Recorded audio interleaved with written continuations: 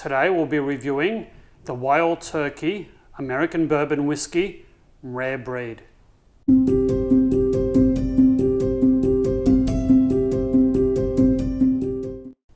Hey, this is Maximo and welcome to Tipples and Treats. Well, today folks, I'm going to be reviewing the Wild Turkey Rare Breed American Bourbon Whiskey. So this was bought for around about 90 Australian dollars duty free after our recent trip to Singapore.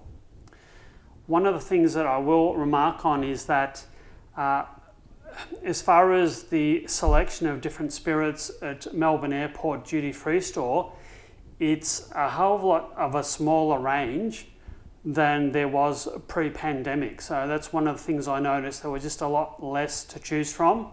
There were probably about 7 or 8, maybe 10 different American whiskies to choose from, and quite a more limited range of whiskies and Scotch whiskies to choose from. So this particular one is the Rare Breed, and it is 58.4% alcohol, which is quite high in anyone's book. So this is a small batch Rare Breed barrel proof whiskey. Now what barrel proof means is that they haven't added any water to the whiskey to dilute it down to the 40% mark. So this is the whiskey that's been maturing in the barrel and straight out of the barrel.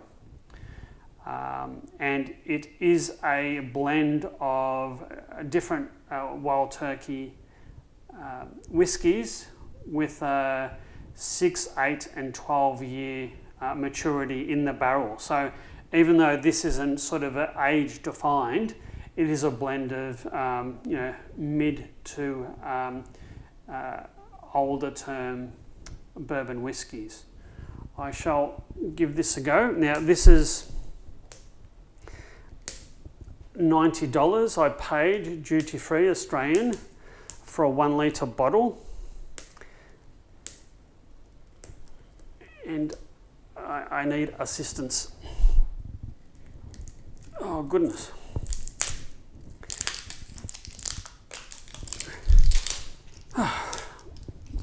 Got there.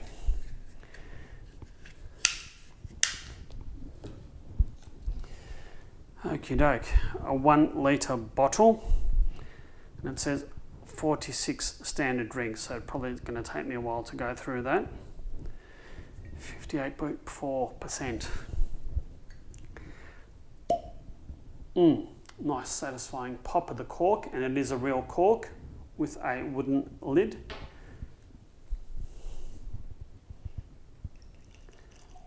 Oh, that's a very nice satisfying glug. Always like a nice glug. That's quite a intense colour, sort of a caramelly colour, and on the nose it is quite an intense nose. I'm not really sure what this nose is. Certainly perhaps a caramel, maybe burnt caramel, toffee, spiced fruits perhaps. It certainly is an intense colour and nose. I wasn't able to find much in the way of tasting notes on this on the interwebs. All I found was that it was a multiple award winner in international spirit festivals over the last 2 or 3 years. Well, there's only one way to find out what this is like, and that's get stuck into it.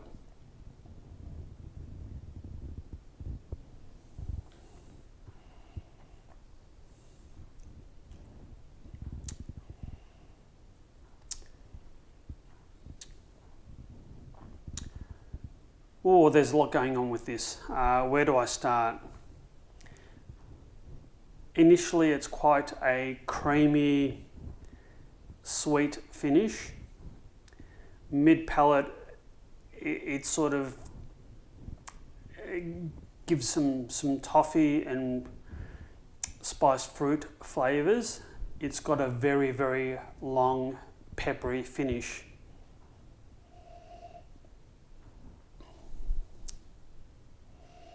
You can certainly taste that it's 58.4% alcohol, because it's quite, it does hit sort of the back of the throat in a big way.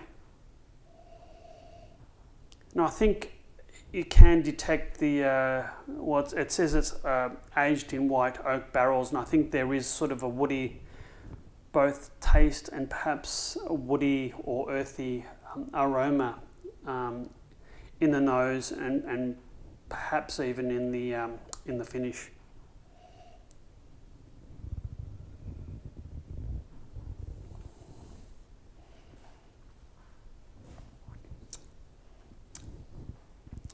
That's actually quite, it sort of almost stings. I think it's the high alcohol content, but it is very nice. It's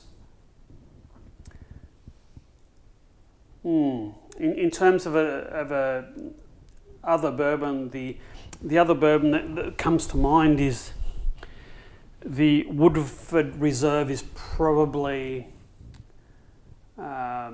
lesser alcohol content and probably a little bit more approachable. This is quite, it's nice but quite strong.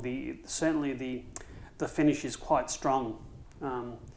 Out of the two neat, I'd say that the Woodford Reserve would probably be my pick.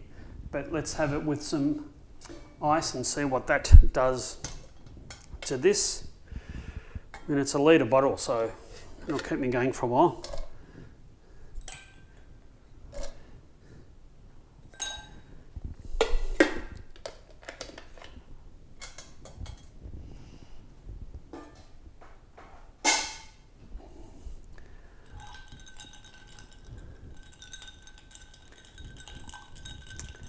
So it's the middle of winter here in Melbourne, and certainly the alcohol is quite warming on a cold winter's day, that's for sure.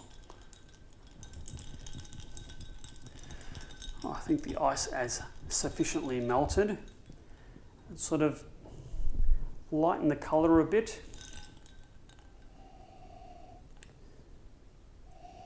It's cut down the nose a little bit. Perhaps it's brought out some of the fruit.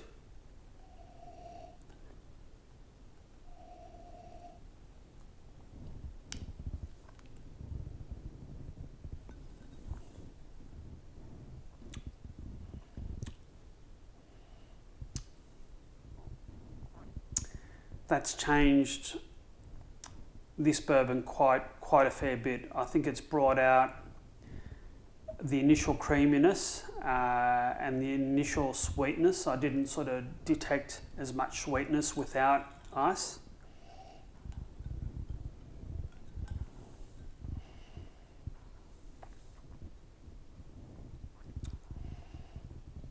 It's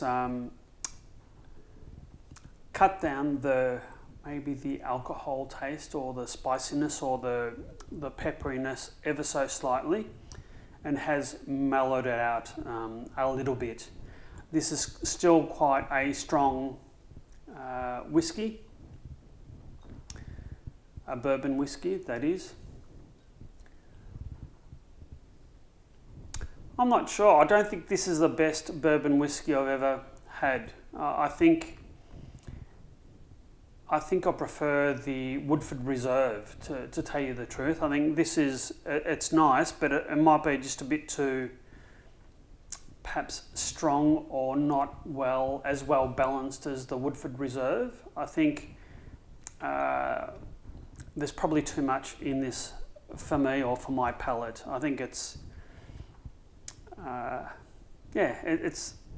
it's not that nicely balanced as say a Woodford Reserve. So if I was to look at a duty-free store and look at this and look at the Woodford Reserve, I think I'd pick the Woodford Reserve first time and every time out of the two bourbon whiskies.